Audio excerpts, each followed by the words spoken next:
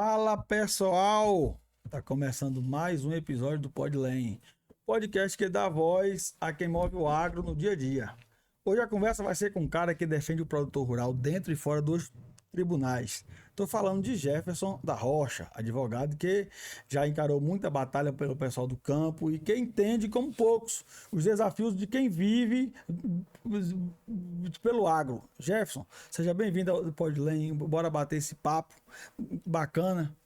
Bacana, Everton. Tamo aí, vamos, na medida do possível, esclarecer algumas dúvidas e questionamentos e, enfim, fazer o que a gente faz sempre aí em defesa do agro. Que bom, velho. Jefferson, seguinte, antes da gente começar, eu quero saber como tudo começou. Se você sempre quis ser advogado, ou se você foi se encontrando pelo caminho, como isso entrou em sua cabeça, como você veio para o agro. É uma herança, você conquistou esse espaço sozinho, como foi isso tudo aí? Interessante a pergunta, Everton. A minha família não tem nenhum advogado, né? Por parte de pai, para você ter uma ideia, sou neto de tropeiro, meu avô era tropeiro, para você ter uma ideia, meu pai pecuarista, produtor rural, toda a família ligada para o agro. Uhum. Por parte de mãe, colonos italianos que vieram da Itália, meu avô veio com 8 anos, Anselmo della Vecchia, né? Também do Novo Mundo, veio buscar alguma oportunidade aqui no Novo Mundo. Então, para você ter uma ideia, não tinha familiar nenhum na área do direito. E todos os irmãos também terminaram o terceirão, à exceção de uma irmã mais velha que formou-se em agronomia, todos na fazenda. E eu fui o único que, quando naquela época ali, primeiro para o segundo ano, para decidir a escolha da profissão, eu já escolhi o direito porque sabia que era uma profissão que eu acho que eu conseguiria exercer aquele sonho que eu sempre tive de defender uma causa, de defender o que é certo, o que é justo, né? E desde os tempos de estudante, com política estudantil também, eu sempre me identifiquei com a tribuna, com a defesa, com a oratória. Então eu já encarei ali que seria esse o meu caminho, e o direito, enfim, desde a minha escolha, tem sido muito gratificante atuar como advogado. Coisa boa, cara. É, teve algum momento que você pensou, é isso que eu quero fazer, é aqui que eu vou ficar? Teve algum momento durante a faculdade que você falou, cara, não é isso que eu quero não, eu vou voltar para o meu campo, estudar outra coisa para ficar no campo? Não, pior que não. Eu nunca titubeei dessa minha missão aí com a advocacia. E sempre levei em paralelo minha paixão pela agricultura, pela pecuária, né, por conta da família lá em Campos Novos, no meu oeste Santa Catarina, Campos Novos, Capinzal, Orteia, que é a minha região, né, meu oeste, e nunca abandonei o campo também. E isso que talvez tenha sido um diferencial, porque eu saí da faculdade em 2005 já querendo fazer algo em defesa do meu segmento, né, em defesa da agropecuária. E no escritório da advocacia que eu atuei, de 2002 até 2023, né, fiquei um bom tempo lá, que era um escritório voltado para ações coletivas, eu trouxe o agronegócio para essas lides coletivas. E foi muito, né, muito gratificante, porque ninguém discutia o direito de forma coletiva, era sempre individual. Né? E eu lembro até da primeira ação coletiva que nós fizemos para discutir a política de garantia de preços mínimos. Uma ação que eu ajuizei lá em 2005 pela Andaterra em Santa Catarina, 2006, aliás, pela Andaterra em Santa Catarina, e também aqui pela AIBA, né, em 2006, para discutir a política de garantia de preços mínimos. Numa época em que a soja, a saca era 28, 30 reais, em que uma saca de milho era 6,50, 7 reais. Né? Muito barato. Então, essa discussão foi muito interessante, muito proveitosa. Embora, evidentemente, o judiciário tenha entendido, no final das contas, que não havia como o erário arcar com a diferença, né, do que o Estatuto da Terra prevê até hoje, que o produtor teria que ter o mínimo. Né? O que é o preço mínimo? Custo de produção mais 30%, que é o que diz o Estatuto da Terra. Só que é uma norma, infelizmente, que não é aplicada no nosso ordenamento. Existe lá, mas não é aplicada. Então, eu realmente acho que desde quando me encontrei dentro do direito, nunca recuei, sabe? Sempre avancei nesse intento aí. Sim. E sempre olhando pela defesa coletiva dos direitos, que eu acho que quando a gente está unido, muito mais forte. Pode ter certeza do que uma ação individual. Em casa, como é que foi quando você chegou? Pai, mãe, eu já não vou querer ser agrônomo, eu vou estudar advocacia, vou ser advogado. Eu já percebi, assim, já desde criança, que eu tinha essa vocação, por exemplo, de líder de turma, gostava muito de política, então eu tinha mais um viés para o lado do direito, sabe? E o direito ele é fascinante nesse aspecto porque ele não te limita à escolha de uma única profissão. Você não vai ser advogado, você pode ser juiz, pode ser promotor, pode ser defensor público, né? Pode seguir uma carreira dentro das assessorias legislativas, que é extraordinário, produzir leis, produzir normas jurídicas. Então ele tem um leque muito grande de atuação. Então quando eu entrei na faculdade de Direito, de fato eu sempre pensei em ser advogado. Mas no meio da faculdade, sabe, alguma vez eu cogitei, quem sabe eu vou para o Ministério Público, né? Porque uma coisa também que me fascina é defender a coisa pública, defender as normas que dizem respeito à defesa do cidadão, né? As prerrogativas que tem a nossa classe também. Então sempre pensei nessa atuação de defesa, né? Agora, a vida nos leva alguns caminhos e, graças a Deus, a advocacia eu abracei desde 2005 e até hoje exerço a minha profissão, né? Sem nunca pensar em voltar atrás. E aquele começo da carreira ali como advogado já, com a OAB, como é que foi? Foi meio tenso, foi meio difícil? Olha, tu vê, eu ingressei na faculdade em 2001 e já em 2002 eu comecei o estágio. Então, um ano eu já fiz estágio dentro do Poder Judiciário, fui estagiário da 2ª Vara Criminal em Florianópolis, da Procuradoria-Geral do Estado, de um conceituado escritório de advocacia no direito do trabalho. E dentro da faculdade, acho que por volta de 2003 para 2004, eu já ingressei nesse escritório que eu acabaria virando sócio, né, 2 anos depois. Então, eu já estudei trabalhando, compreende? De maneira que eu acho que a prática, né, o exercício da advocacia, você sair da linha teórica, é evidente que você tem que teorizar, estudar muito, né? O direito te exige muita leitura, muita atualização, jurisprudência, etc. Mas vivenciar a prática, né? Realizando audiências, sustentações orais, isso tudo te traz uma experiência e te forja no meio do caminho para que tu seja um bom profissional. Quando você acabou a sua faculdade, você imaginava que você ia conseguir unir política e advocacia ou não? Você queria ir só para a advocacia, mas de repente quando você viu caminhando a advocacia e a política juntos. Everton, tem um divisor de águas aí, porque eu sempre gostei de política, mas nunca atuei em política, né? Nunca fui candidato e gostava de acompanhar, é evidente, de participar até politicamente, me filiando a partidos políticos, mas o divisor de águas foi em 2017. Né? Um dos maiores problemas que o agronegócio enfrentou no campo judicial, podemos dizer assim, que foi a questão do fundo rural. Né? Este tema me levou a atuar além do poder judiciário. Aí eu percebi, conhecendo Brasília, que as coisas seriam resolvidas, no caso do fundo rural, somente com uma pressão política e uma atuação muito forte. Né? E isso me levou, em 2017, a dar mais atenção para esse aspecto político. E tive, naquele ano mesmo, né, em abril foi julgado o caso do fundo rural. O fundo rural, só para recapitular rapidamente, era uma tese jurídica que nós havíamos ganho em 2010 e 2011 por 11-0. O Supremo, a unanimidade em 2 casos, um do frigorífico Mataboi, RE 363852, e o outro, em repercussão geral sobre a matéria, havia dito que o tributo era inconstitucional. Inconstitucional por quê? Uma coisa bem simples, para todo mundo entender. Inconstitucional porque o setor urbano pagava sobre folha de salários e o setor rural sobre receita bruta, a mesma contribuição patronal. Nós só queríamos igualdade e isonomia. Queríamos o mesmo tratamento que o setor urbano tinha. Se o setor urbano pode pagar sobre a folha, por que eu não posso? Por que o produtor rural tinha que ser penalizado e pagar sobre o faturamento, sobre a receita bruta? Aliás, é pior, sobre a receita.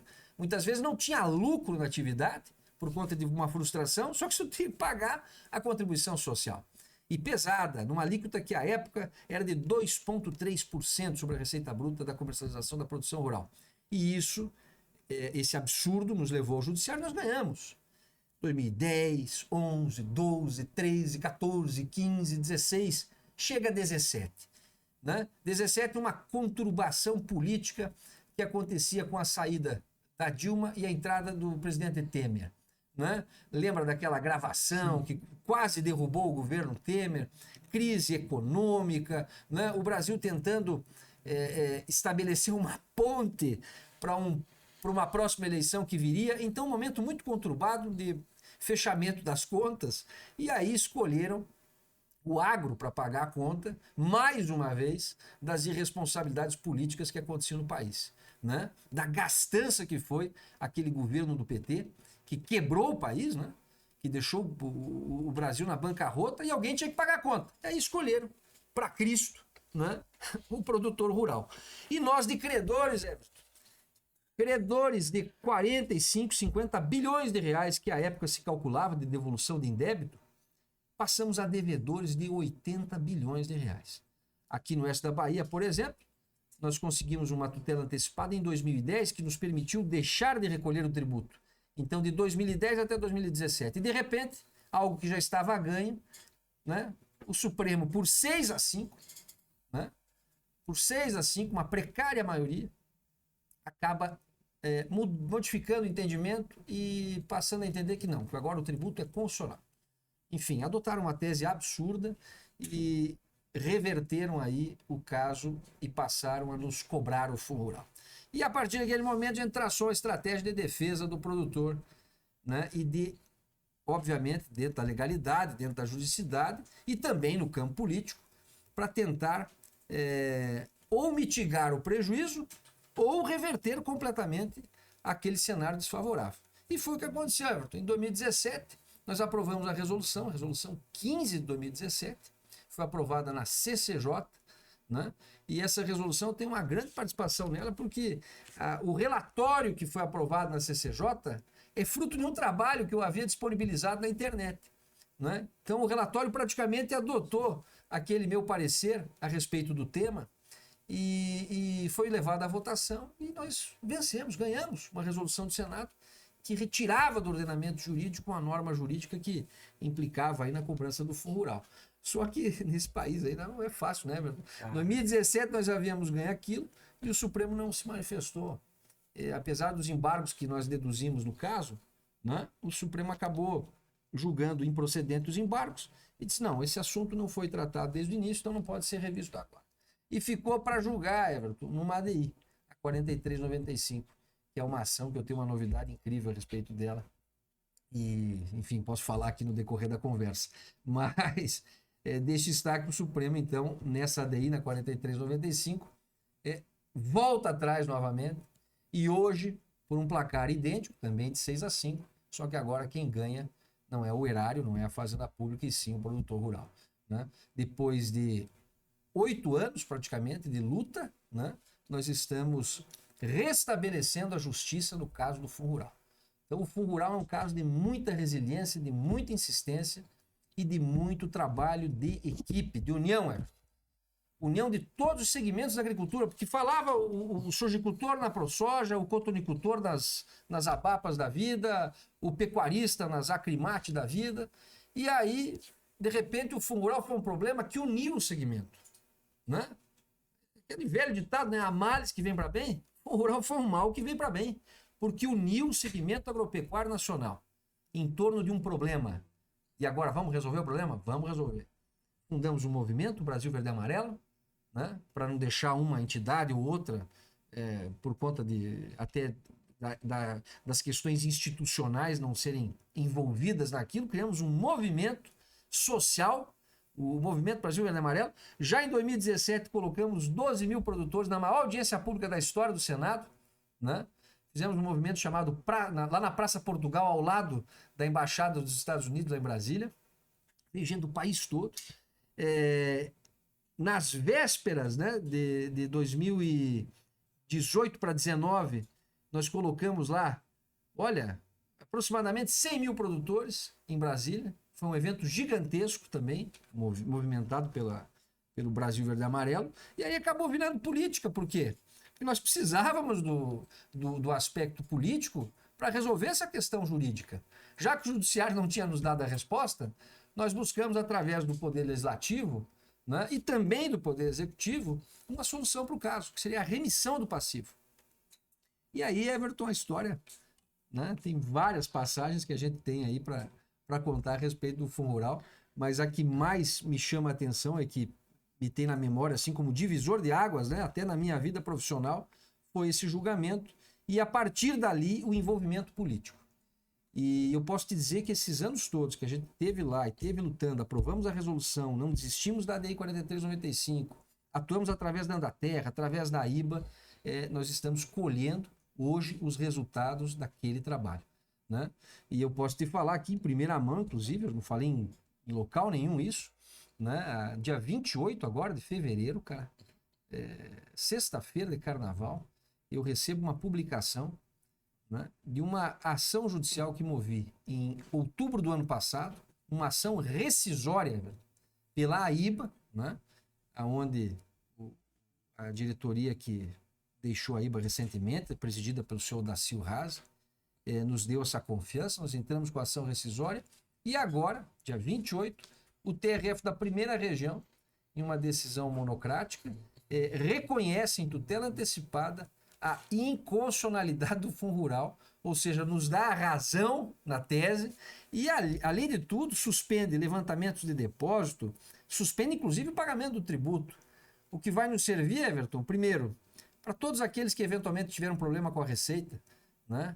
PRR, Refis, etc. Quem fez o PRR do Fundo Rural pode sobrestar o pagamento e buscar de volta, né? Para aqueles que pagaram de 2002 a 2010, buscar de volta também. Então isso vai trazer aí uns desdobramentos muito interessantes para os associados da IBA, mais de 1.300 associados beneficiados com essa decisão, e que, em resumo, é a luta que a gente tem lá, que a gente travou e que agora, graças a Deus, está tendo resultado. Então a questão do Fundo Rural realmente é um divisor de águas da minha vida, e aprendi muito com aquela derrota e sobretudo, aquela palavra que a gente tem que dar para quem está iniciando até na carreira jurídica, né? Não desista, né? Não é por conta de uma decisão, mesmo da Suprema Corte, que você pode baixar a tua crista, né? Nós perdemos no Supremo, Everton. Estamos vencendo no Supremo, 8 anos depois, por uma ação rescisória. Sabe o que é isso? É ganhar o jogo na prorrogação da prorrogação da prorrogação. Então, o que a gente fez ali foi realmente um trabalho de equipe, né? Porque não é um mérito meu, óbvio, evidentemente, tem muita gente envolvida. Tem Andaterra, tem a IBA, tem a ProSoja, tem Abrafrigo, tem pessoas mesmo, se eu ficar citando aqui, eu não vou parar de falar, mas Antônio Galvão, Odacil Raze, Sérgio Pitti, que nos ajudou bastante, Walter Orita, né? Eu lembro, por exemplo, de uma situação, nós precisávamos de um parecer do Dr. Ives Gandra da Silva Martins. Fui até São Paulo. Vamos lá, contratar o parecer. Bom, daí na hora de pagar, parecer de um jurista famoso como é o Dr. Ives, né? Um grupo aqui da Bahia que pagou o parecer. Parecer que foi utilizado e está sendo utilizado nessa DI 4395 para virar o jogo do Fundo Rural. E um dos produtores que contribuiu foi o seu Walter. Então a gente tem várias histórias aí do Fundo Rural e de pessoas, de elementos que ajudaram muito, né, para que nós pudéssemos reverter este caso que parecia perdido, Everton. Então, é um tema que eu gosto muito e domino, e tenho certeza que ainda vou falar muito de Fundo Rural daqui para frente. Agora, para colher os resultados desse trabalho. Certeza. Bora lá. Rapaz, para quem está começando a estudar, que quer se tornar um advogado para o agro e acha que advogado para o agro é só assinar documentos, mexer com papelada, pelo jeito o negócio é bem mais complicado, né, Jefferson? É bem complicado. Notadamente em ações tributárias, porque nesse país, todas as ações tributárias que têm grande vulto, infelizmente, elas não são decididas só no aspecto jurídico, né? as batalhas têm que ser travadas também no aspecto político, né? Porque envolve impacto financeiro, envolve governo, envolve caixa, né? Então, você veja, olha só o resultado que nós alcançamos, Everton. Mesmo perdendo em 2017, em 2018 nós aprovamos uma legislação, a Lei 13.606. Essa legislação nos deu a possibilidade do nosso segmento de pagar o Fundo Rural ou sobre a folha ou sobre a receita bruta. Nós podemos escolher. Esta escolha se deu por conta da briga. Não foi assim que nos deram lá, não, pega aí. Não, pelo amor de Deus, nós lutamos muito por isso. Até uma ideia nossa, da Andaterra, inclusive. Essa dualidade, você poder escolher folha ou receita bruta. E mais, reduziram a alíquota, que era de 2,3, passou a 1,2. Então, o ganho que nós tivemos com a luta, com a batalha, com não desistir, com brigar, ele realmente já foi lá atrás, em 18, excepcional. Só que nós nunca desistimos e sempre insistimos, ou seja, no PL de remissão do passivo, do deputado Jerônimo Gergen, agora um dos únicos políticos que nos ajudou, né? Ou do ex-deputado também Marcelo Brum, que também lá no início nos deu a luz para seguir lutando. Então tem várias pessoas que ajudaram muito, né? E nós somos muito gratos. E o Fundo Rural, para quem está começando agora, é um exemplo interessante de estudo, né? Do ponto de vista jurídico nem se fala. Agora, da batalha política, é impressionante. As idas e vindas que esse tributo teve. Então, de credores a devedores e agora de devedores a credores novamente. Né? Sem contar outros aspectos jurídicos interessantíssimos, como a decadência, né? Aqueles produtores que deixaram de recolher, por exemplo, de 2010 a 2018. Nós passamos 18, 19, 20, 21, 22, 23 sem autuação fiscal. Quem não teve autuação fiscal conseguiu matar o chamado passivo do Fundo Rural com a decadência. Então tem temas tributários e de direito processual, direito material muito interessantes nesse assunto do Fundo Rural, e fica aí a dica para os estudantes de direito se dedicarem aí, porque vale a pena. Você continua produtor rural ainda ou é advogado só? Isso aqui é, Começa a mudança de... Eu não largo. Estou recebendo agora aqui as guias de romaneio, Sim. né? De uma área que estamos colhendo de soja. A gente estava colhendo milho, que esse ano no sul foi o ano do milho, espetacular. Colheu bem o milho? Eu atingi médias lá de 217, 220 sacas em alguns talhões. Na média geral, fiquei em 209 sacas. Pivô? Não, nada, no sequeiro. No sequeiro? Não tem irrigação. Meu Deus. Lá choveu bem, Everton. Minha propriedade é em Campos Novos, o meu é Santa Catarina. Você pega o Rio Grande do Sul, tem um problema de seca terrível, né? Eu ainda peguei um corredor de chuva. As chuvas vinham de um lado até diferente, sabe? Não vinha chuva de frente fria. Vinha aquelas chuvas vindas do Paraguai, vindas da Amazônia ali, que trazia umidade e acabava chovendo na fazenda. E graças a Deus, ao nosso santo Frei Silvério, que é um santo que eu me apego que é um santo lajano, rapaz, está sendo canonizado, Frei Silvério. Não tinha uma novena que a gente não rezava para Frei Silvério que não caía água. Então, graças a Deus, choveu bem e o milho a gente colheu bem. Agora, a soja não. A soja, como é mais do tarde, ela sofreu ali com janeiro e fevereiro com pouca água. Então, tá, o grão ela até granou, mas grão mais miúdo, né? Estão fechando aí com 57, 60, né? Uma média considerada baixa para nossa região, sim, que aqui produz muita soja também, é exemplo aqui do oeste da Bahia. Agora, milho, realmente foi uma sorte danada a escolha, né? Porque eu fiz soja mesmo só por conta de uma semente que eu já tinha reservado, né? Eu plantei 90% da área, plantei milho. Arrisquei, mas Deus quis e deu chuva e deu certo, e graças a Deus a gente foi bem no milho. Exato. Mas não largo a minha atividade de jeito nenhum. Eu sou apaixonado por agricultura. Até essa minha mudança para cá se deve muito também a esse aspecto, porque lá a gente não tem onde crescer. Campos Novos, pra você ter uma ideia, Campos Novos inteira tem 70 mil hectares. 1 hectare de terra lá é 180 mil reais. Né? Lá não tem mais para onde crescer. Santa Catarina é minifúndio, né? Pequenas propriedades. Então, a minha vinda para cá se deve muito a isso também. Né? Eu estou procurando uma área com tempo, com calma, evidente, não é sangria desatada, mas eu quero aqui também botar meu pé na atividade agrícola, né? Porque é um sonho produzir nessa região, que é uma região abençoada e que eu tenho acompanhado aí desde 2007 e só vi crescer, só vi para frente, Então, é o meu sonho também exercer a minha atividade, não só na advocacia, mas também na agricultura aqui na nossa região oeste da Bahia. Aqui é muito bom. Luiz Eduardo é uma terra próspera demais. Abençoado. Você, como advogado e como agricultor, quais as dificuldades que você mais vê que o agricultor passa hoje? É na esfera econômica, é na esfera política? Qual a sensação sua que anda ali como agricultor e como advogado? Você deve ter um senso mais Sim, sim. polido sobre isso. O agropecuarista é um ser de outro planeta, né? Eu costumo dizer que a agricultura e a pecuária, elas não são atividades que você ensina no colégio ou mesmo na faculdade. É uma arte, tá? O camarada, para produzir, ele tem que ser um artista, cara. É uma arte, porque o que o sujeito enfrenta de dificuldades, Everton, não tá no gibi. Não tá no gibi. Primeiro, tem que ser um bom católico. Se tu não tiver santo, meu amigo, esquece. Não vai. Não vai. Olha, não vai. Se não tiver um santo que tu te apegue ali, tu tem que... Não chove. Não chove, rapaz. Não chove, não para de chover Sim, também. sim. Que é assim, tem Na hora de que você colher, né? reza para chover, tem hora que você reza para parar de Sim. chover.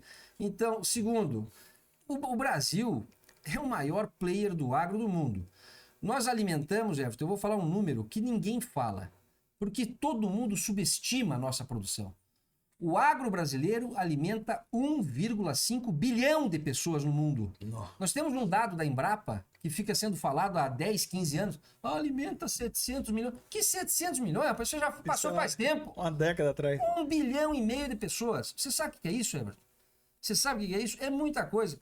Por isso que quando, em 2022, nós tivemos a possibilidade de participar, Everton, daquele desfile de 7 de setembro em Brasília, que foi uma ideia minha.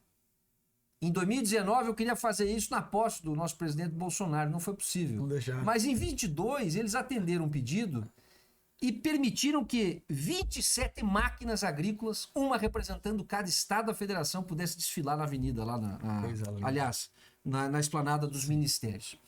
E é de arrepiar, eu ouvi o povo gritando: o Brasil é agro, o Brasil é agro. É claro, quando se faz uma parada militar, lá nos Estados Unidos isso é muito comum, né? Convidar a sociedade civil e convidar o agro para participar. Sim. Só que o nosso desfile tinha uma importância geopolítica, talvez que ninguém reparou.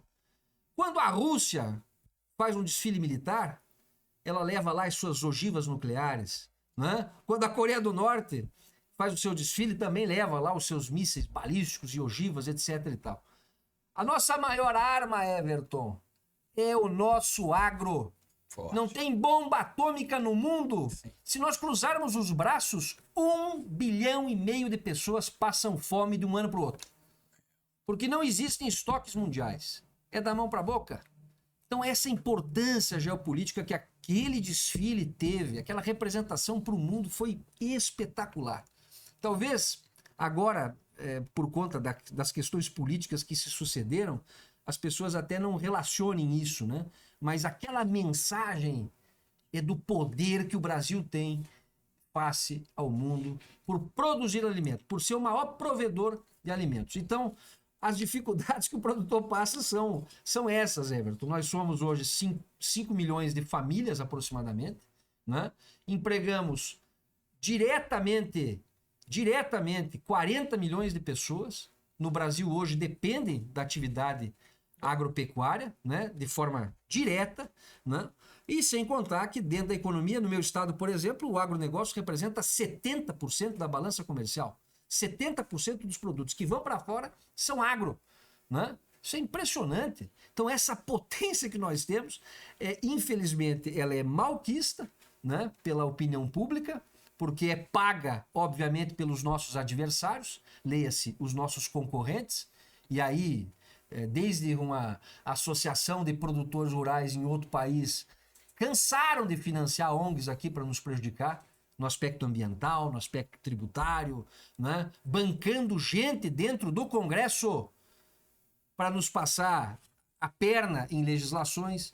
Então é a todo momento. Everton, a gente vive muito bem da porteira para dentro. Da porteira para fora, meu amigo, é uma batalha dioturna. E aí a importância do nosso segmento se unir através das entidades de classe, né? Entidades como a AIBA, uma associação forte, uma associação pujante, uma associação que defende o seu associado, a Andaterra, a ProSoja.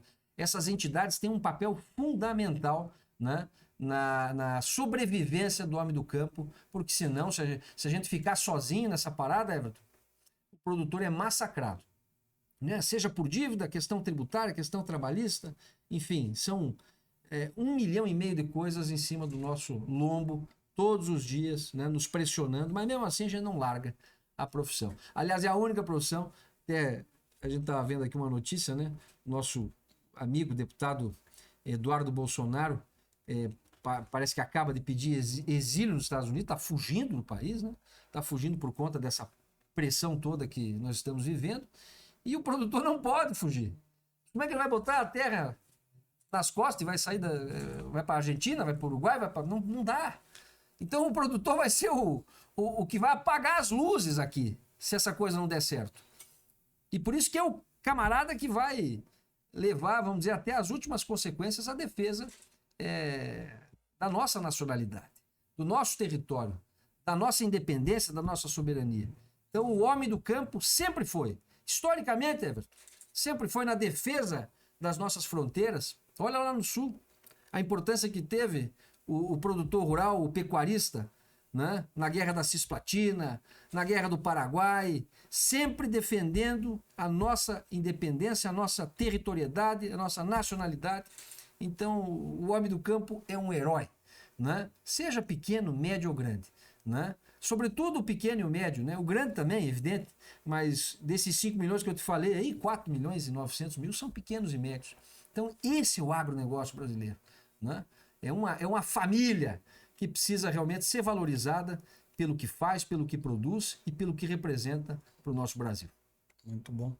A gente recebeu semana passada aqui o senhor Odacil Hanzi, você citou aí até, ele comentou que ele foi um dos articuladores ali da divisa da Bahia com Tocantins. Sim. E eu comentei com vocês, falei, rapaz, eu participei daquilo. Sim. Conta como é que foi a experiência sua ali, se você participou ativamente, se foi só um acompanhamento, como é que foi isso ali? Essa é uma demanda muito antiga e que a IBA também participou através de uma ação judicial, né? Eu, embora não tenha sido advogado da causa, eu compunha o escritório.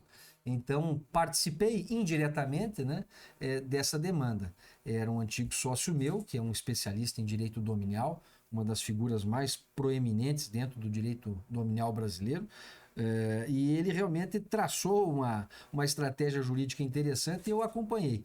E o Estado da Bahia tinha tudo para ser prejudicado nessa divisa, né? E graças ao trabalho da IBA, graças ao trabalho das entidades, essa divisão se deu de uma forma que não foi a perfeita, né? Não foi aquilo tudo que o Estado da Bahia queria, mas que trouxe aí um bom, vamos dizer assim, ganho de causa, né, para os produtores baianos em relação a essa demanda. É claro que essa divisão, ela é uma divisão que é técnica, né, mas o debate é traçado também dentro do aspecto jurídico. Porque uma divisão pode acontecer por vários acidentes geográficos, né? Seja um rio, seja uma escarpa, né? E aí a discussão era muito interessante, tecnicamente falando, né? Eu tive essa felicidade de fazer parte um pouquinho dessa história, que terminou num acordo lá no Supremo e que acabou realmente beneficiando muitos produtores aqui do estado da Bahia. E graças, é claro, ao trabalho da IBA e do senhor Odacil, que estava lá, na época eu não lembro se ele era presidente ou não, mas ele fazia parte da diretoria, né? Estava à frente dessa demanda e foi um dos grandes responsáveis aí pelo êxito dessa causa. Ele veio aqui com a gente, mandar até um abraço aí para ele, um gênio. Para mim, no pouco que eu conversei com ele aqui, eu falei, meu Deus, que homem que tem um conhecimento, um feeling de ver as coisas e agir, sabe? Eu fiquei fascinado ali com ele. Exato. E aí vem cá pra gente aqui, me conta uma coisa. Essas idas e vindas, Brasília, política, direito, advocacia, aconteceu alguma história de bastidor que você pode contar pra gente que seja emocionante? Tem alguma coisa assim ou era mais... Não, teve várias histórias. Por exemplo, na votação da resolução do Senado, nós ficamos 6 meses indo terça e quinta-feira para acompanhar aquelas sessões da CCJ para que fosse aprovada a resolução. Sativo. E o relator, senador Jader Barbalho, havia nos alertado que o dia em que ela fosse levada à votação era tudo ou nada. Era ganhar ou perder. Então, ele segurava o relatório, evidentemente, para saber da composição. E deixa estar que ele nos avisa, disse, olha, hoje vai votar. A gente já tinha aquela história de hoje vai votar há 6 meses, né? E fomos. Não desistimos nunca. E eu acho que o seu Dacil estava presente nessa aí também. Aqui na Bahia, eu tenho certeza, o José Alípio estava lá, o Sérgio Pitti, o Odacil estava presente também. E de repente vai o relator e diz o seguinte, olha, agora cada um tem que buscar um senador aqui para dar quórum, senão não vamos ter quórum para votar. Então nessa saem disparada, vai gente para um lado, vai gente para o outro. Eu lembro que o Zeca trouxe, quem que o Zeca trouxe, meu Deus do céu? Fernando Collor de Mello.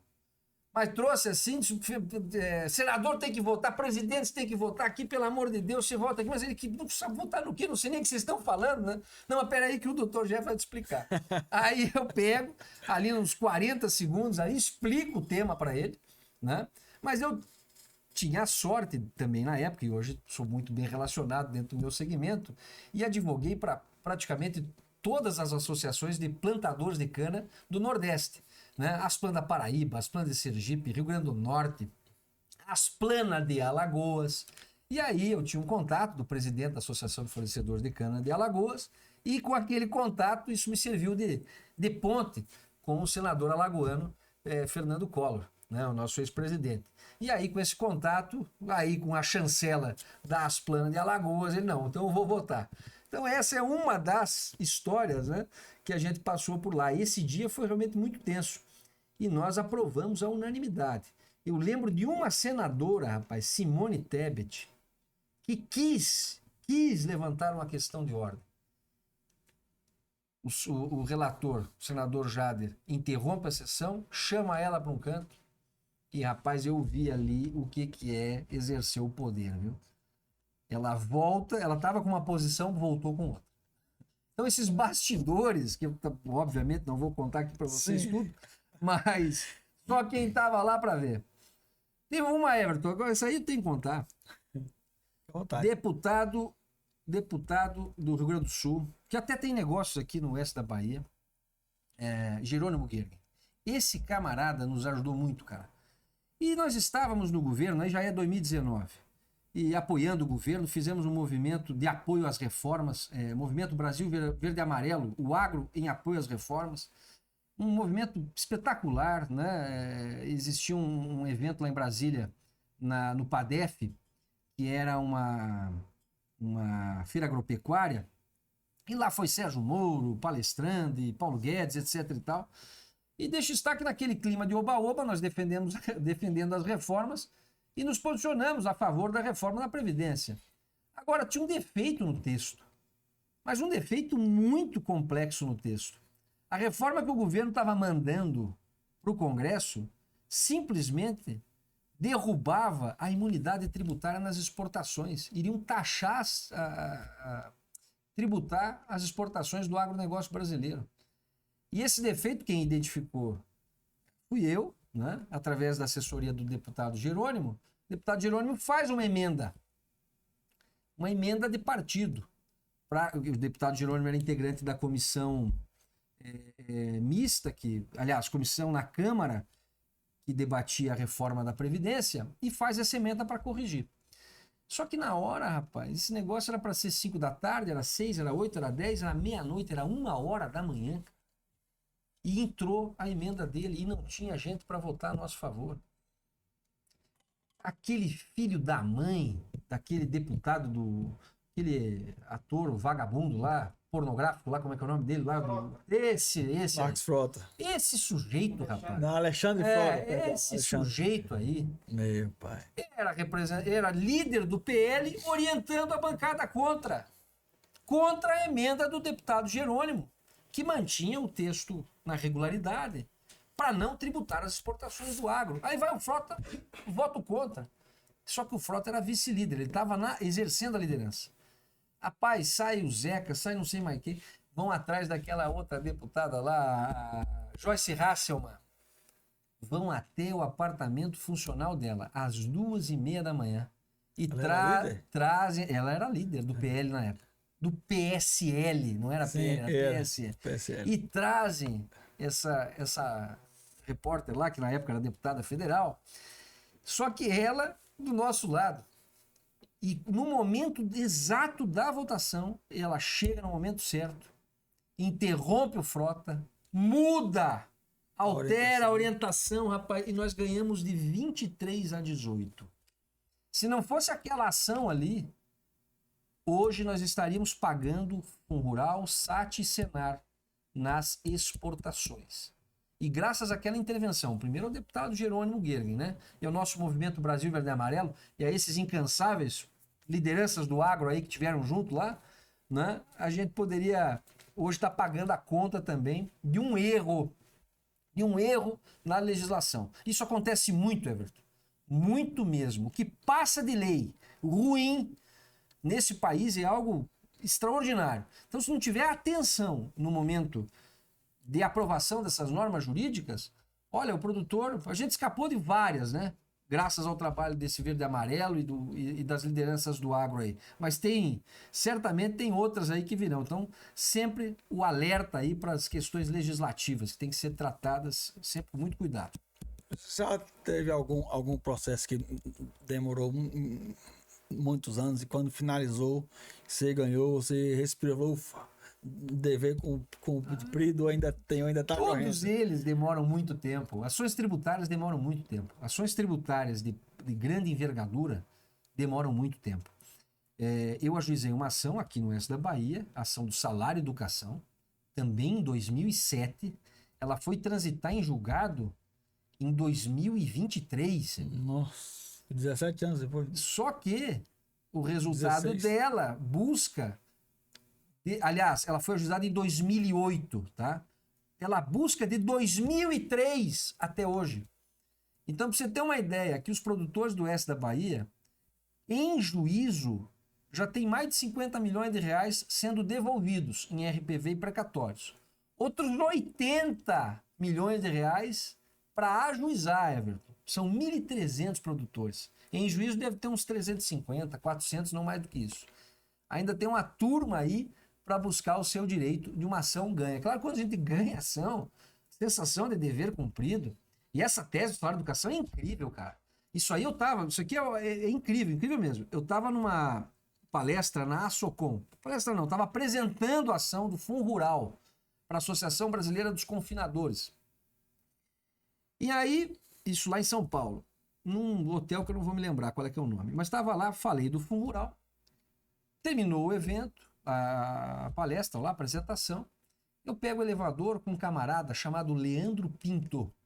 Esse camarada é dono de uma granja chamada Granja Mantiqueira, que foi vendida faz acho que uns 30, 40 dias para o JBS. Ele vendeu metade da Granja Mantiqueira por, sei lá, 3, 4 bilhões de dólares ou reais, não lembro qual é que foi o valor, mas era extraordinário.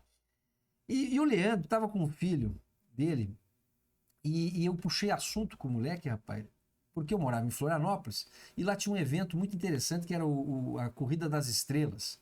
Na época tinha Schumacher, Massa, né? Era um evento bacana. Deu só, convida teu pai lá, porque a minha entidade lá, ela tem um camarote lá e nós vamos ver a corrida lá das estrelas, né? O desafio das estrelas. Felipe Massa, Schumacher, etc e tal. E naquilo eu puxei aquele assunto e o Leandro disse, ô Jefferson, eu queria te perguntar, mas acabei não perguntando. Eu tô pagando Fundo Rural na folha, Jefferson. Daí eu disse, mas não pode, Leandro, que o Fundo Rural é na Receita Bruta, não é na folha. Não, mas eu tô pagando. Tu dá um pulo lá no meu escritório, falar com os meus contadores lá. Eu disse, tudo bem, tá? Trocamos cartão naquela história toda, na saída.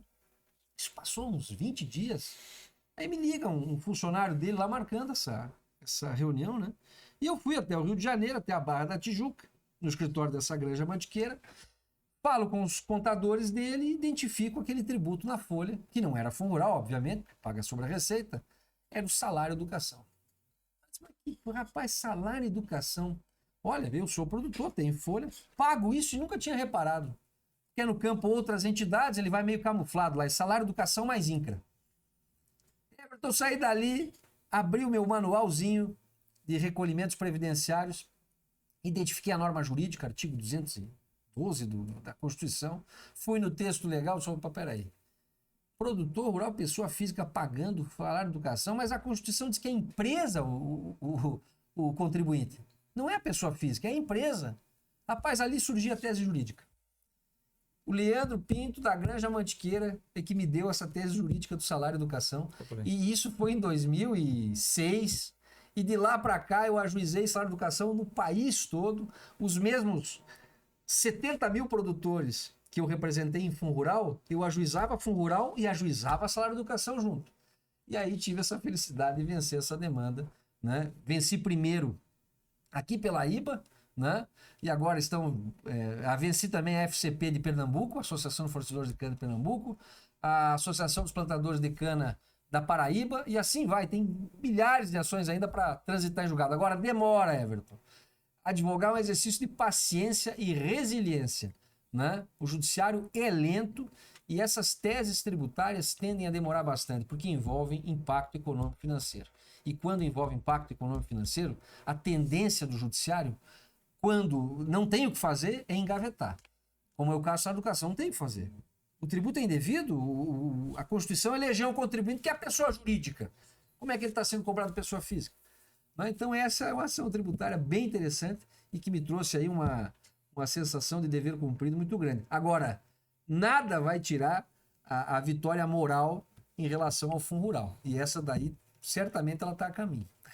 Rapaz, na visão sua que acompanha isso aí, o que está por vir aí de projetos de lei para o agro precisa ficar esperto, ficar de olho, ou por enquanto essas regulamentações para o agro estão meio paradas? Não, o agro tem data marcada para quebrar.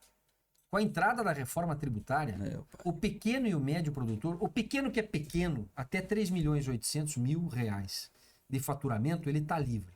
Mas o médio produtor, Everton, a carga tributária vai mais do que triplicar em relação ao que é hoje, né? A criação do IVA, do Imposto sobre Valor Agregado, que se subdivide em dois tributos, que é o IBS e o CBS, vão acabar onerando o médio produtor a ponto de inviabilizar várias atividades, né? Várias atividades, a agricultura, a sojicultura, cotonicultura, porque o sujeito que hoje, com a carga tributária que existe, a gente já não está conseguindo dar a volta, tu imagina com a majoração da carga tributária. E tem um detalhe, o produtor não repassa o custo tributário, porque nós não fixamos preço. Se o governo vem e nos taxa, como é que eu vou dizer que a minha saca de soja vale R$300 para pagar a conta? Não vai valer. Quem fixa isso é o mercado externo, aliás. É a lei irrevogável da oferta e da demanda. Não tem como a gente passar o custo para frente. E isso é que os legisladores não enxergam. E trouxeram o agro para dentro dessa reforma como se fosse um outro segmento qualquer. E não é. Produção de alimento tem a ver com soberania alimentar, com segurança nacional.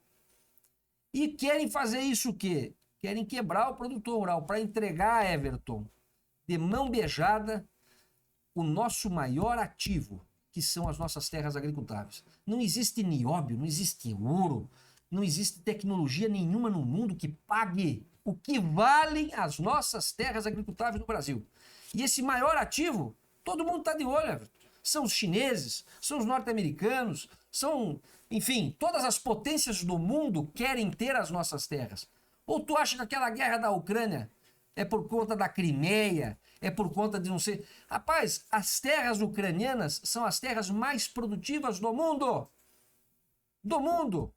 Aquilo vale muito, Everton.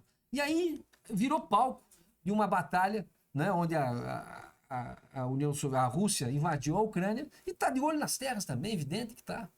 Então, a reforma tributária é uma bomba relógio que nós precisamos desarmar. Eu tenho dito isso em todas as oportunidades que tem de falar em público. Não tem meio termo para a reforma tributária, não tem remendo, ela precisa ser revogada. Ah, mas é uma PEC. E daí que é uma PEC? Se é uma PEC, aprova outra PEC e tira do ordenamento, tira da Constituição. Porque a reforma tributária quebra o médio produtor. O grande, que é muito grande, ele vai conseguir ter um staff de contadores, de advogados, para conseguir compensar os créditos. O médio não vai ter isso, e vai acabar micando com o crédito na mão. Ele vai comprar o adubo, vai comprar a semente, vai comprar a máquina agrícola, vai pagar o IBS e o CBS e não vai conseguir se creditar. Então ele já paga o embutido e ainda assim vai ser contribuinte, da ponta dele para fora. Então, você imagina se hoje, do dia para a noite, a gente passasse a pagar ICMS no soja, no milho, no algodão que a gente vende. É a mesma coisa. Quando passar a vigorar a reforma tributária para valer, o médio produtor, pode ter certeza, vai ser extinguido da face da terra. Então nós precisamos lutar para que a reforma tributária, nesse aspecto, né, seja modificada e tire o produtor dessa reforma. O produtor rural não pode ser contribuinte de IBS e CBS. Porque acrescenta IBS, acrescenta CBS, mas não tira os outros tributos. Vai continuar pagando INCRA, vai continuar pagando Senar, vai continuar pagando Fundo Rural, vai continuar pagando o salário de educação, vai continuar pagando uma série de outros tributos que ainda nos oneram. Então é um absurdo. E na época, em 2019, quando se falava de reforma tributária decente, né, nós tínhamos um projeto, junto com o deputado Jerônimo Gergen, do Imposto Único Rural. Reunir todas as tributações, sejam elas estaduais ou federais, em um único tributo. Não é? Que aí sim o produtor tinha a possibilidade de fazer aquele recolhimento sobre receita bruta, né? Uma alíquota de 1,5%, 2% no máximo, pagando todos os tributos numa única forma, iria facilitar a vida, etc. e tal. Mas pensa, né? Se passou. Passou, evidente que não passa. Porque parece que a nossa classe política, ela quer o caos, não dá para entender. A reforma tributária não atende anseio da população. Onde é que você viu manifestação, o povo na rua gritando reforma tributária já? Não, reforma tributária não, menos impostos. Pelo contrário, a reforma tributária, que era para simplificar, só piorou. E só aumentou a carga tributária, não diminuiu. Não vai atender o nosso setor e é um problema seríssimo que nós temos pela frente, que eu considero o maior deles, que é a reforma tributária. E é o que eu tenho me empenhado para tentar mudar alguma coisa. Mas isso só vai ser possível se nós elegermos pessoas comprometidas em 2026 com essa bandeira, né? Que ninguém está falando, né? Tá todo mundo achando que, como eles jogaram lá para frente, parece que nunca vai chegar. 2027 está aí. Sim. Se mantiverem os mesmos em 2026, aguardem aí, esperem, aguardem o que vai vir. E não vai ser boa coisa. E junto com ela, inflação, desabastecimento. Tá caro hoje o ovo, tá caro a carne, vai piorar. E muito com a reforma tributária. E muito. Porque o desestímulo da produção vai ser enorme. Então, são problemas sérios que parece que enfim, são um pouco debatidos, né? Sim. E que precisam ganhar destaque nacional para a gente começar a articular uma derrubada dessa PEC aí. Acompanhando aqui a visão para a parte política. Eu não sei se você viu um vídeo onde o deputado Eduardo Bolsonaro pede asilo americano ali nos Estados Unidos. Se você está acompanhando isso, você tem alguma visão profissional ou até mesmo um comentário pessoal a respeito disso ou não? Eu não vi o vídeo, mas vi a matéria, né? Sobre esse pedido na verdade, ele pediu uma licença, ele se licenciou do exercício do mandato dele como deputado federal. Essa licença não é renúncia, então ele pode retomar o cargo, evidentemente. Eu não sei, na matéria que eu li, ele não havia pedido asilo, ele só vai ficar nos Estados Unidos, né? Mas óbvio que ele faz isso, talvez o vídeo explique, por conta da perseguição política que se instaurou nesse país. Hoje nós vivemos uma pseudo-democracia, né? As nossas liberdades individuais estão absolutamente suprimidas, né? Por um poder que ganhou status de absolutista, né? Hoje o poder judiciário é absoluto, né? E, como diria Rui Barbosa, a pior das ditaduras é a ditadura do judiciário, porque contra ela não há quem recorrer, né? Mas isso dizia o Rui Barbosa naquela Constituição de 30 e lá vai pedrada. A Constituição de 88 traz um aspecto muito claro para os freios e contrapesos que devem existir dentro de uma democracia.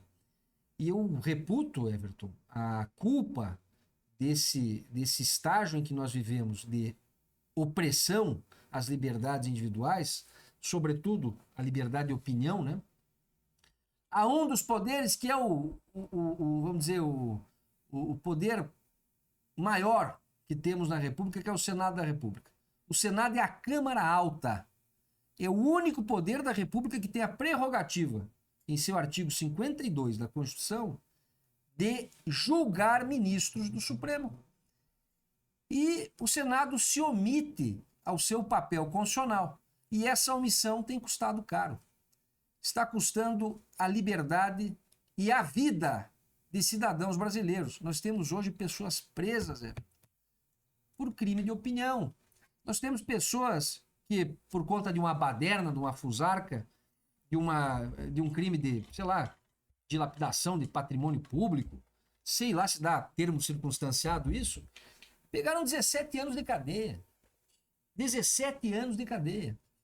Enquanto que muitos homicidas, né, estão aí livres. Então, esta inversão de valores que se deu no nosso país, no passado recente, se deve muito à culpa aos senadores, que se omitem ao seu papel de freio, de contrapeso aos arbítrios de um dos poderes. E hoje, o poder que está desvirtuando da média é o poder judiciário, né? Aliás, Everton, que bom seria se o nosso país tivesse um legislativo alinhado. Por isso que eu entendo que a maior luta hoje no aspecto político é fazer um Senado decente. Um Senado realmente que represente os anseios da população. Esta mudança de 2/3 que acontece aí de 8 em 8 anos, ela pode realmente dar uma guinada no nosso país em 2026. E essa é a nossa maior esperança. Ter um Senado altivo e decente, obviamente que esse tipo de arbítrio, esse tipo de abuso, né, não passa. Né? Bastaria um único pedido de impeachment de um desses ministros que abusou da sua autoridade, que certamente nós estaríamos aí vivendo uma normalidade democrática novamente. Então, o que fez o deputado Eduardo Bolsonaro foi um ato de bravura e de coragem.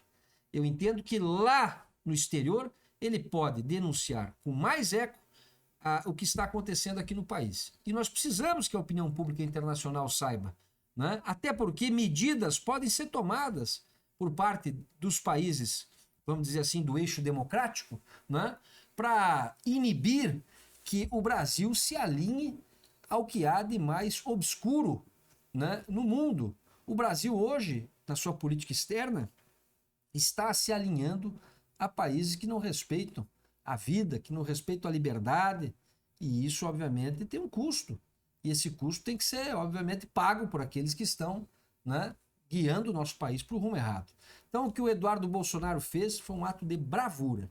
Ir para o exílio significa, muitas vezes, não fugir da raia, mas continuar a luta em defesa da liberdade.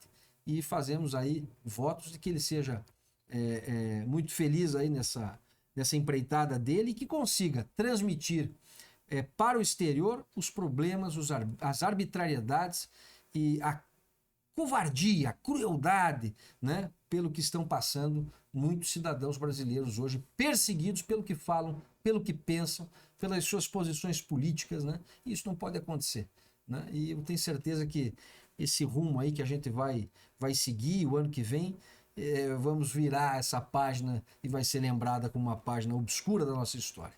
Mas vamos virar certamente essa página e seguir em frente, porque a gente tem que acreditar, né, Everton? Não dá para desistir nunca.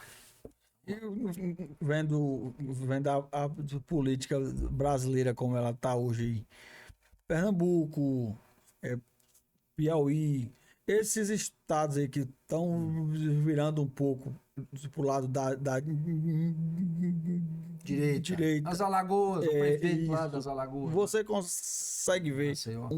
um congresso mais para cá do que para lá? Você acha que há esperança a Claro. partir de 27? Claro, a esperança sim, Everton. Eu acho que você ir para a direita é um caminho de amadurecimento, né? De inteligência, de autoafirmação.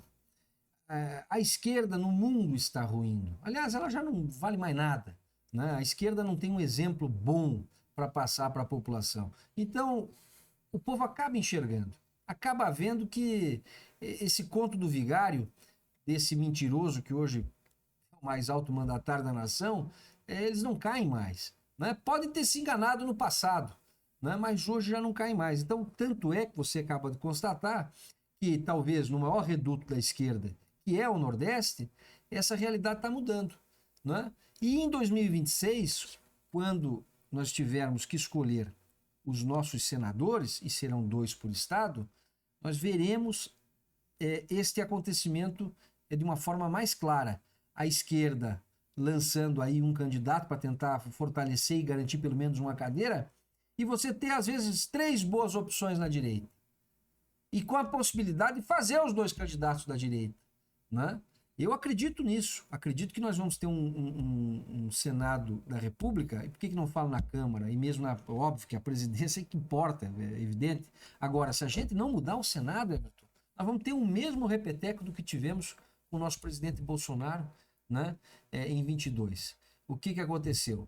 Um presidente amarrado, né, porque ele tinha aquele ímpeto da mudança, só que não tinha um parlamento que o acompanhava. A Câmara não, a Câmara até que acompanhava o presidente. Agora o Senado era o problema. O Senado, o camarada não conseguia a adesão da maioria dos senadores para fazer aquilo que precisaria ser feito. E eu entendo o que precisava ser feito, obviamente, dentro da legalidade, dentro das regras do jogo, é condenar aqueles que abusam da sua autoridade.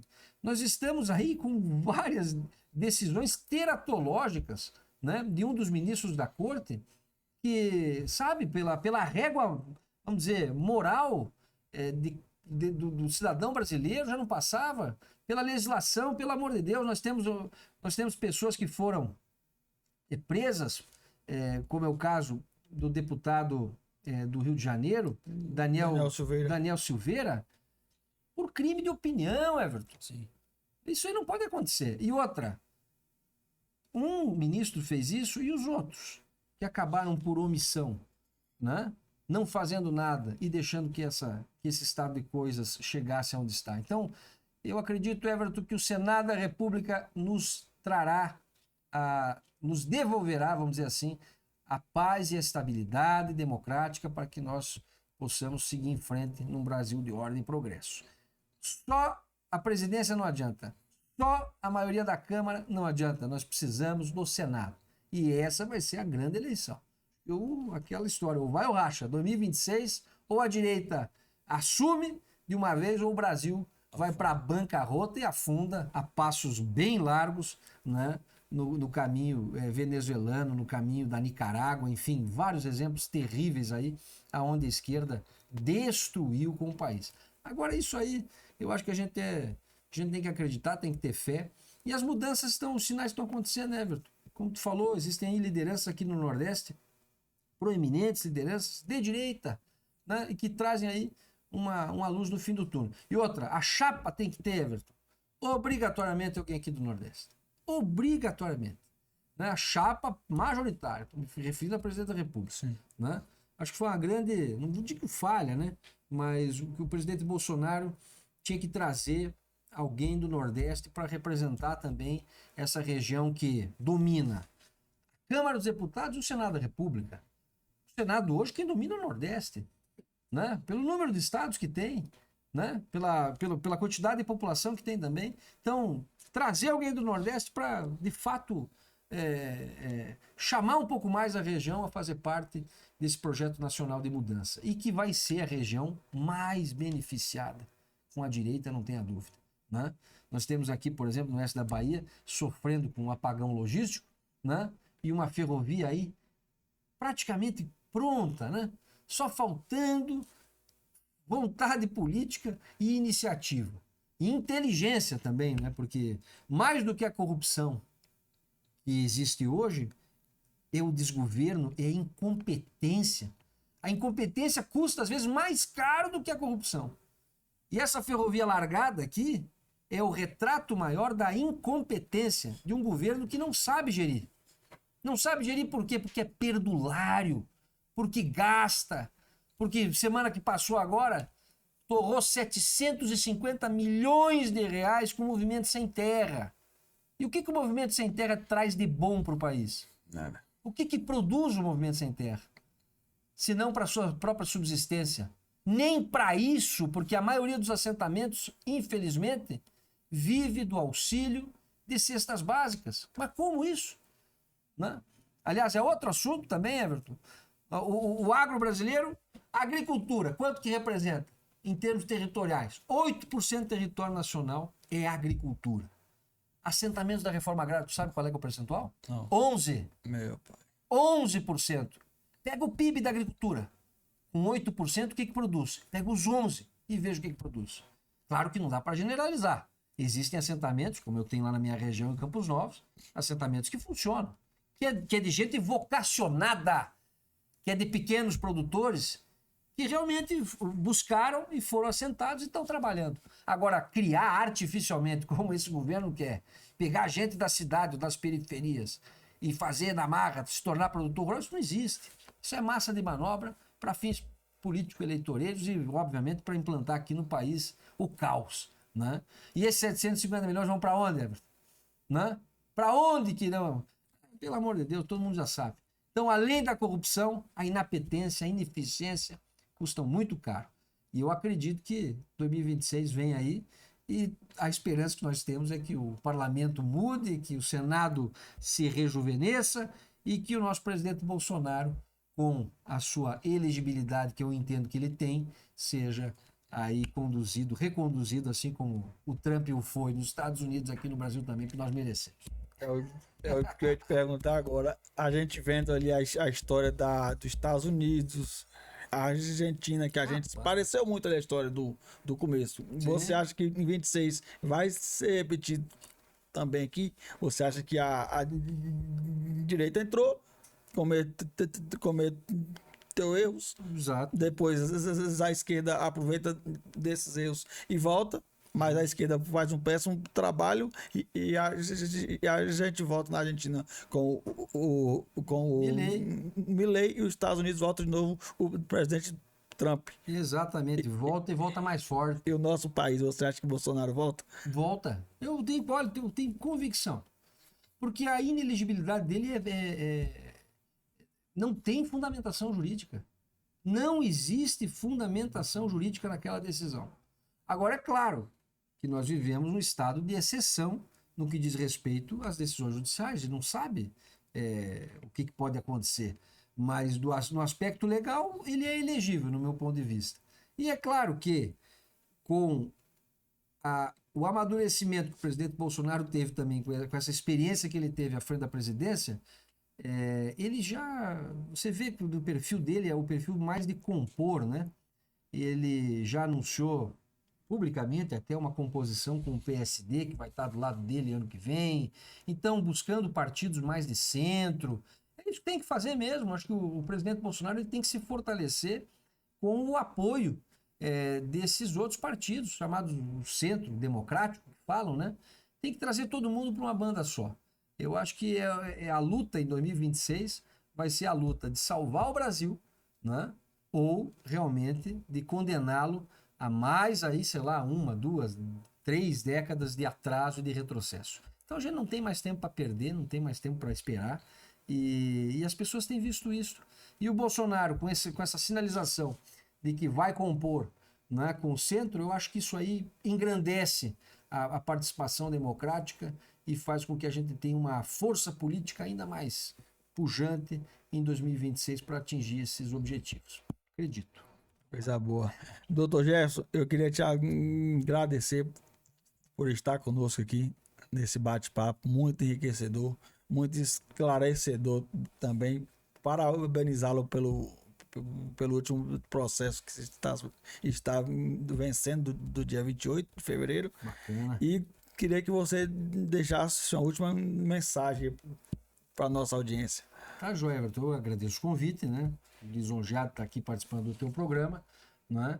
E quero deixar aqui um recado para todo o povo do oeste da Bahia, para quem nos assiste no Brasil todo, né? Acredite no país, né? Nós temos tudo para dar certo. Evidentemente que tem situações que a gente foge do nosso controle, mas a maior riqueza que nós temos, além das nossas terras agricultáveis, é evidente, é o nosso povo. Né? O Brasil é uma miscigenação positiva de tudo que há de bom no mundo. Né? De todas as culturas, de todas as raças, de todos os credos, e essa diferença toda é que nos faz forte. E eu tenho convicção de que nós nascemos para vencer. E a partir desses ares de mudança que virão aí ano que vem, essa vitória há de se consolidar e ser tão boa como foi na Argentina, como foi nos Estados Unidos. Se até a Argentina em 2 anos conseguiu, por que a gente não vai conseguir, né, Everton? E aqui o povo do Nordeste, sobretudo. Né? Vocês têm quadros políticos extraordinários, né? Tem pessoas que se dedicam à sua terra, ao seu chão, ao seu povo, e tenho certeza que essa turma toda vai estar unida do lado bom da força no ano que vem para restabelecer no país a ordem e o progresso que nós precisamos para voltar a crescer. Beleza, Everton? Tamo junto, vamos em frente. Beleza, até uma próxima. Jefferson. Valeu. Muito obrigado por tudo.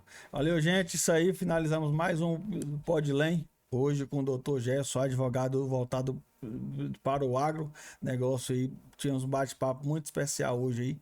Muito obrigado a vocês, Dr. Jefferson, mais uma vez. Muito obrigado a todos. É isso aí. E acabamos aqui. Valeu.